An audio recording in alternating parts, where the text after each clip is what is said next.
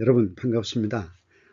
벌써 이제 명절이 지났는데 제 8강이 됐습니다. 오늘 제 강의 8번째 주제는 목사가 설교다, 그런 주제로 여러분들과 함께 좋은 시간을 갖기를 원합니다. 먼저 데살로니가전서 1장 5절 말씀을 소개해 드리겠습니다.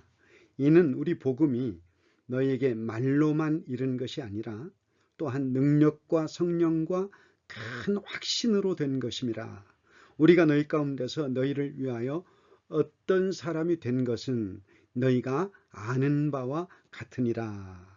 이상의 말씀입니다. 먼저 제가 에피소드 하나를 소개해 드리겠습니다. 오래전 이야기입니다. 지금은 천연두라고 하는 병이 거의 퇴치되어서 아마 세계적으로 천연두로 얼굴이 나쁘게 되는 사람은 없다고 생각합니다. 그런데 제가 어렸을 때만 해도 주변에 천연두를 앓아서 얼굴 피부가 몹시 상한 사람들이 꽤 많았습니다. 그 중에 전도사님 한 분이 그랬습니다. 그런데 이분이 시골에서 작은 교회를 섬기는데 설교가 시원치 않았습니다. 그래서 주변에서 놀리느라고 설교를 하려면 이 아무개처럼 해야지 그랬습니다. 같은 노예 소속의 교회 목사님이 갑자기 소천하시고 교회에서 후임자를 구하게 되었습니다. 그런데 장로님들 귀에 설교는 이 아무개 전도사처럼 해야지 하는 말이 남아 있었습니다. 당회에서 시골의 이 아무개 전도사님을 담임 목사로 청빙하기 위해서 설교 요청을 했습니다. 큰일 났습니다. 시골 교회 설교도 쩔쩔매는데 도시 큰 교회 설교는 해본 적이 한 번도 없습니다. 그래서 겸손히 거절했습니다. 그런데 도시교회에서는 전도사님의 설교를 듣기 전에는 다른 누구의 설교도 듣지 않겠다고 합니다. 여러 날을 줄다리기를 하는데 전도사님 사모님께서 하루는 여보, 하나님의 교회에서 부르시는 것이니까 일단 한번 가서 설교하고 오세요, 이렇게 제안을 합니다. 전도사님은 자신이 그 교회에 담임한다는 건 생각지도 않고 거절할 수 없는 청을 일단 들어주고 그것으로 마무리를 해야 되겠다 생각한 것입니다. 사모님과 함께 일주일 동안 작정하고 금식하고 교회 가서 설교하고 돌아왔습니다. 집에 왔는데 인기척이 없습니다. 교회당 문을 열고 불을 켜고 보니까 사모님이 마루바닥에 엎드려 있습니다. 여보 하고 부르는데 아무런 반응이 없습니다. 흔들어 보니까 사모님께서 기도하시다가 그대로 하늘나라로 가신 겁니다. 그런데 며칠 후 도시교회에서 연락이 왔습니다. 이 전도사님을 우리 교회에 담임으로 모시기로 했습니다. 그리고 이 전도사님은 도시교회로 가서 목회를 열심히 하시고 그 교단에 이름만 대면은 여러분들이 충분히 알 수 있는 중형 교단의 총회장을 지내셨습니다. 우리가 아는 것은 설교는 말로 하는 것이 아니라 삶으로 인격으로 하는 것입니다. 성경을 잘 해석해야 하고 논리가 탄탄해야 되고 전달력이 아주 좋아야 됩니다. 그러나 이런 조건들이 다 갖추어져 있다고 할지라도 은혜가 없는 설교가 있습니다. 바울 사도는 데살로니가 성도들에게 복음이 말로만 이른 것이 아니라 능력과 성령과 큰 확신으로 되었다고 합니다. 이어서 우리가 너희 가운데서 너희를 위하여 어떤 사람이 된 것은 너희가 아는 바와 같다, 이렇게 말합니다. 바울은 말이 어눌했습니다. 그럼에도 그의 설교에는 능력과 성령과 큰 확신이 있었습니다. 이것은 사도 바울이 성도들에게 능력과 성령과 큰 확신을 제공해 주는 사람이었다는 것입니다. 바울은 말로가 아니라 삶과 인격을 통해서 복음의 능력을 풍성히 드러냈습니다.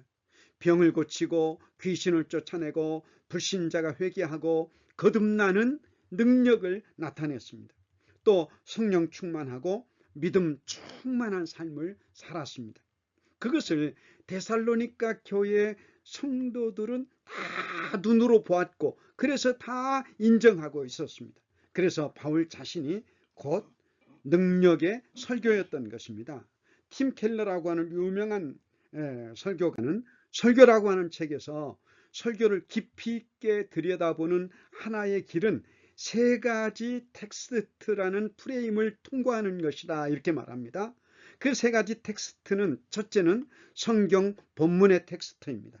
둘째는 청중이 처한 상황과 환경인 콘텍스트입니다.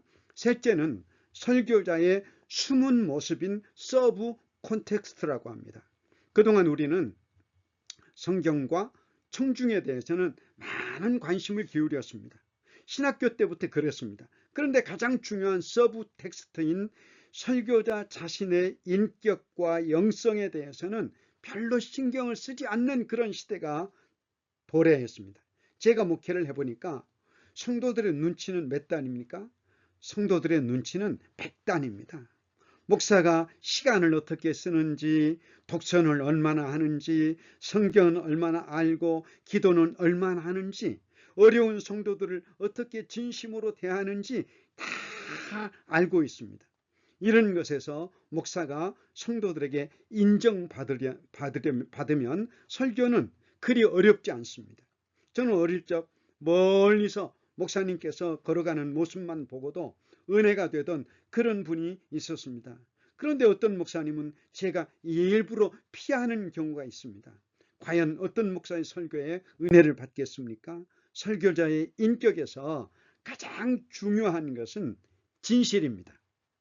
진리를 전하는 사람은 첫째도 진실, 둘째도 진실, 셋째도 진실입니다. 동시에 영혼을 사랑하는 열정과 주님을 사랑하는 열정이 있어야 됩니다. 제임스 스튜어트는 당신은 말의 유창함이나 현명함과 참신함과 노련함을 가미하려고 애쓸 필요가 없다. 정말 필요한 것은 진실함이다. 진실치 못하면 그것은 출발부터 잘못된 것이고 당신이 전달하고자 하는 설교에 치명적인 손상을 입히게 될 것이다, 이렇게 말합니다.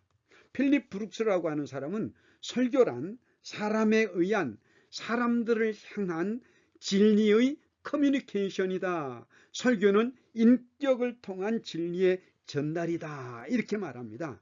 제가 이 강의를 준비하는 시간에 가황, 소위 가수의 황제라고 불리는 나훈아 씨의 고별쇼가 있었다는 기사를 국민일보가 다뤘습니다. 그러면서 그의 명품 공연을 다시 볼 수 없어 아쉽다고 기사를 마무리했습니다. 여러분 보세요. 대중가요의 가수도 그의 삶과 인격이 일치될 때 대중들이 그를 존경합니다. 하물며 하나님의 말씀인 진리를 전달하는 설교자가 삶과 인격이 설교의 내용과 일치하지 않는다면 어떻게 영혼을 울리고 회개하게 만드는 설교를 할 수 있겠습니까? 그래서 설교자가 성경을 해석하고 논리를 전개하고 설교하며 기도하기 전에 가장 먼저 가정이나 친구 관계나 불신자들과의 관계에서 존경받고 인정받는 삶이 먼저 있어야 한다는 것입니다. 내 속에 가룟 유다처럼 돈을 사랑하는 마음, 겉과 속이 다른 이중적인 인격이 있고는 설교가 성도들의 영혼에 울림을 줄 수가 없는 것입니다. 그래서 목사가 곧 설교입니다. 여러분, 이것을 꼭 평생 명심하시고 또 명심하시고 사시기를 주님의 이름으로 간곡히 부탁드립니다. 감사합니다. 샬롬.